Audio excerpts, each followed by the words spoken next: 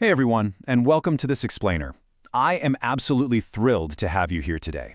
If you're in the 8th grade, or honestly, if you just love a good historical mystery, you are exactly in the right place. Today, we're diving into one of the most fascinating questions in American history. Think about it. Why did a group of largely law-abiding, hardworking colonists suddenly decide to start breaking British law? What actually pushes everyday people to the point of outright defiance? Well, we're going to unpack this whole puzzle by looking at the rules of the game back then, how those rules were totally rigged, and the incredible reaction that literally planted the seeds of the American Revolution. To get to the bottom of this, let's take a quick look at our roadmap. We'll start with number 1, the mother country's wealth, followed by 2, the Navigation Acts explained, and 3, smuggling and colonial defiance. Then we're going to apply this history right to our own lives by looking at number 4, the reward of hard work, and finally, number 5, education, morality, and peace. All right, let's dive right in with Section 1, the mother country's wealth. So, the absolute biggest idea you need to understand today is this concept called mercantilism. It was an economic system where colonies existed for basically one main reason: to enrich the mother country. The colonies were expected to supply all the raw materials, things like timber, tobacco, cotton, and then they had to turn right around and buy back the finished goods manufactured over in Britain. It's kind of like a giant puzzle. But here, let me give you a better example. Imagine you're doing all the really hard household chores, right? You're out there mowing the lawn, you're taking out the trash, scrubbing the floors, but instead of you getting the allowance for your hard work, your older sibling gets to keep all the cash. And then, to make it worse, they turn around and sell you back the very toys you want to play with. That's essentially what Britain was doing to the American colonies. The colonists did all the heavy lifting, but the wealth just flowed straight across the ocean. And mercantilism wasn't just some friendly suggestion or a casual guideline. It shaped absolutely every single trade policy between Britain and the colonies. This was the undisputed rule of the game. It was this massive, overarching system designed to keep the colonists totally 100% dependent on Britain for their economic survival. They were locked into this relationship by design. Moving right along, let's hit Section 2, the Navigation Acts explained. Now, having a grand economic theory is one thing, but you might be wondering, how did Britain actually enforce these rigged rules on colonists living thousands of miles away? I really want you to think about this question. How did Britain enforce mercantilism? If you're the British king or parliament and your colonists are a literal ocean away, how do you make sure they're actually playing by your very unfair rules? I mean, you can't just watch them every second of the day, right? So you have to pass laws that physically control the movement of their goods. And here is exactly how they did it. They passed a strict set of laws called the Navigation Acts. Step 1, colonial goods must be shipped only on British ships. Step 2, colonial goods must pass only through British ports. This exact trap totally boxed the colonists in. They couldn't just build a ship, load it up with their own goods, and sail off to France or Spain to get a better deal. No way. They had to use British ships operated by British crews and sail directly to British ports. It severely limited their freedoms and completely bottlenecked their economic potential. Which brings us to our first key insight question of this explainer. How did the Navigation Acts actually benefit Britain? We know it hurt the colonists, but what was the core motivation for the British lawmakers here? Well, the answer is pretty simple. First off, it guaranteed British control of the trade routes. They essentially held a complete monopoly on the shipping lanes.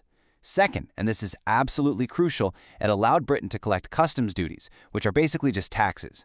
By forcing every single piece of colonial cargo to go through a British port, Britain made absolutely sure they got a cut of the money every single time something was bought or sold. They literally inserted themselves as the ultimate middleman. All right, let's look at Section 3, smuggling and colonial defiance. As you might guess, people really don't like being trapped. And this is exactly where economic and political grievances finally start to mix, and the colonists decide they've had enough. Let's shift our perspective for a minute with our second key insight question. We just looked at the British lawmakers. Now I want you to put yourself in the shoes of the frustrated colonial workers and farmers. Why did the colonists dislike mercantilism so much? Just look at this stark contrast. On one side, you have Britain's goal, total control over trade routes to maximize British wealth. But on the flip side, you have the colonists' reality. Limited choice of trading partners, reduced profits, and absolute dependence. The colonists were furious, and honestly, rightfully so. They were working incredibly hard to harvest timber and grow crops, but they were forced to sell them at way lower prices to Britain, and then turn around and buy manufactured goods at way higher prices from Britain.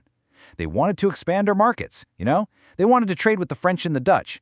They just wanted better prices for their hard work. but the whole system was rigged to keep them dependent. Then you know what happens when you back hardworking people into a corner? They get creative. That leads us to our third key insight question. How did smuggling challenge British control? Smuggling, in case you aren't familiar, means moving goods secretly and illegally. Well, smuggling completely bypassed those strict British restrictions. The colonists simply started ignoring the Navigation Acts. They would quietly load their goods onto ships in the dead of night and just trade freely with other nations anyway. And why? Because it kept the profits right where they belonged, in the pockets of the colonists. They traded secretly to keep their rightful earnings. And by deliberately breaking these trade laws, they weren't just making a quick buck. They were planting the very first seeds of the American Revolution. They were basically declaring that their right to fair trade was way more important than some unfair British law. Okay, shifting gears a bit, let's move to Section 4, the reward of hard work. Now, let's elevate this to a bit of a philosophical and moral discussion about fairness. Listen to this. The plans of the diligent need to profit as surely as haste leads to poverty. That's Proverbs 21:5. And honestly, it perfectly captures the core of the colonists' intense frustration. The biblical principle here is super clear. Being diligent, which means working hard and being careful, is supposed to bring reward and profit. It's a natural moral order. But the mercantilist laws of Britain were actively stealing that profit. The colonists were being incredibly diligent, but the reward was literally being siphoned away across the Atlantic Ocean. And that is exactly why this history matters so much. What the colonists experienced was a massive disruption of the diligent receiving their rightful profit. The real issue driving the colonial defiance wasn't just about losing a few dollars here and there. It was a blatant violation of a fundamental moral principle, that hard work deserves fair compensation. And history shows us that when laws break that moral principle, people will eventually rise up. This brings us to our final section. Section 5, Education, Morality, and Peace. We're going to bring these historical and biblical lessons straight into your everyday life right now. The Heroes Smart Academy Godly Learner series has a very specific philosophy. It intertwines biblical morality with education. Why?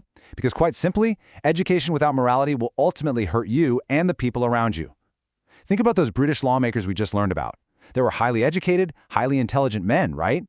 But they used their intelligence to create a system that unfairly oppressed the colonists, which eventually led to war and suffering. Being smart just isn't enough if you lack the morality to avoid bad, hurtful choices. We study history through a moral lens so that you can become not just a super educated person, but a good, fair, and just person. Furthermore, Romans 8:6-7 promises peace of mind to everyone who keeps their mind spiritual. And guys, this is the ultimate experience we want for you as learners. We don't just want you to memorize a bunch of facts about mercantilism and the Navigation Acts. We want you to achieve true, lasting peace of mind by pairing your growing knowledge with a strong, unshakable spiritual foundation. So I'm going to leave you with this final, vital question. Will you choose to build your education on a foundation of unshakable morality? As you go forward, learning about history, science, math, and everything else in the world around you, always remember that intelligence is just a tool. It's your morality that decides exactly how you use it. Challenge yourself today to be both a diligent learner and a spiritually minded individual. Thank you so much for joining me in this explainer. Keep asking those great questions, and I'll see you next time.